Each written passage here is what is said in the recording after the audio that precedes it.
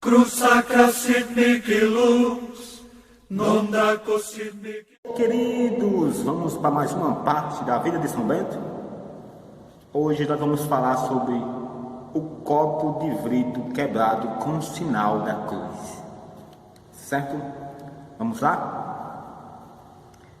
Vencida a tentação, o homem de Deus, como terra bem cultivada e expurgada de espinhos, produziu com maior abundância os frutos da seara das virtudes.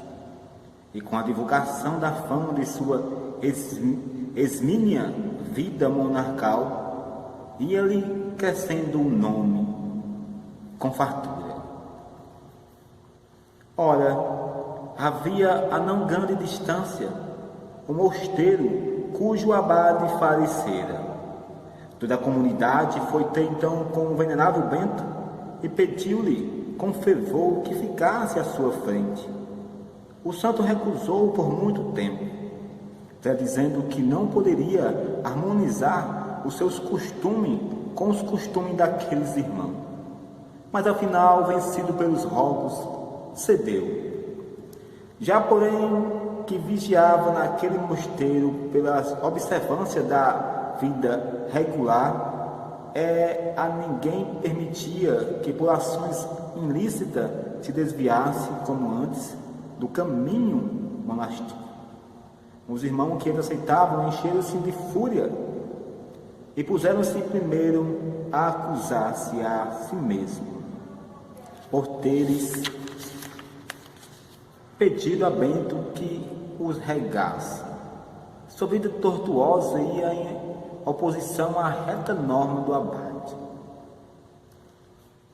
Como viam que sob tal abade o ilícito já não lhe era permitido, e como lhes doía abandonar os antigos hábitos, achando eles dura a obrigação de medidas coisas novas nas suas mentes velhas, algum deles, já que aos maus é sempre pesada a vida dos bons, tramaram a morte do abade, e tomando a sugestão por conselhos, deitaram-lhe veneno a um fio. Quando apresentaram ao pai, sentando à mesa, o copo da bebida pestífera para ser abençoada segundo o costume da casa, Bento estendeu a mão e fez o sinal da cruz. A este gesto, o vaso que estava distante estarou-se e fez-se em pedaços, como se naquela taça de morte estivesse aplicado, em vez de a bênção, uma pedrada. Compreendendo logo o homem de Deus que o copo continha uma bebida mortal, pois não puderam suportar o sinal da vida, levantou-se no mesmo instante e com um rosto plácido, a mente tranquila, convocou os irmãos, aos quais assim falou: Deus tenha compaixão de vós, irmãos, porque me quiseste fazer isso? Não vos disse eu, previamente, que não se harmonizaria os vossos e os meus costumes? Ide e procurai para vós um pai, para consolar-te as vossas vidas. Depois disto já não me podereis reter. Voltou então ao recanto da direta solidão, e só sob os olhares do contemplado supremo, pôs-se a viver consigo mesmo. Então Pedro perguntou a São Gregório: não entendo bem o significado viver consigo mesmo. Então São Gregório respondeu: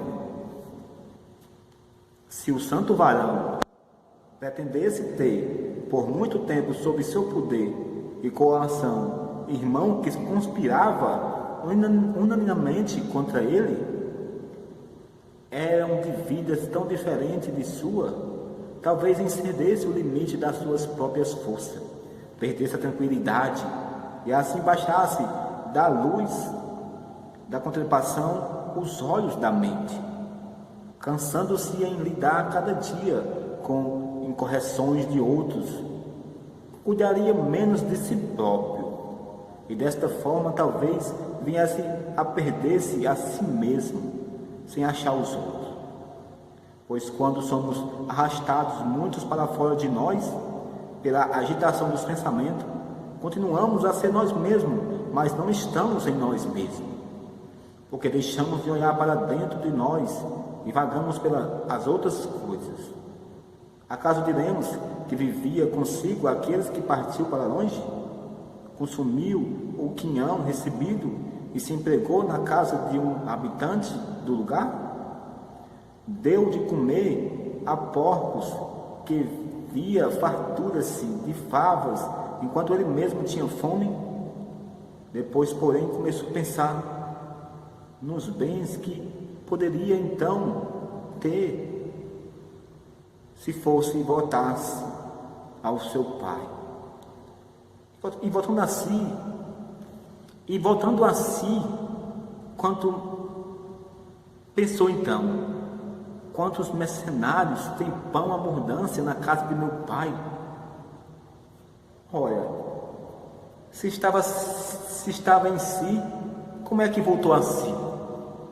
Ou seja, aqui, né, o venerável São Gregório está narrando aqui a história do filho pródigo, né, que saiu da casa do pai com sua fortuna e perdeu tudo depois.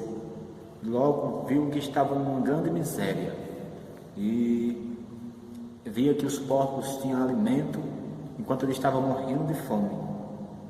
Então voltou-se a si e pensou: olha, se os mercenários do meu pai, se os servos do meu pai comem, tem pão em abundância, tem coisas maravilhosas, alimentos,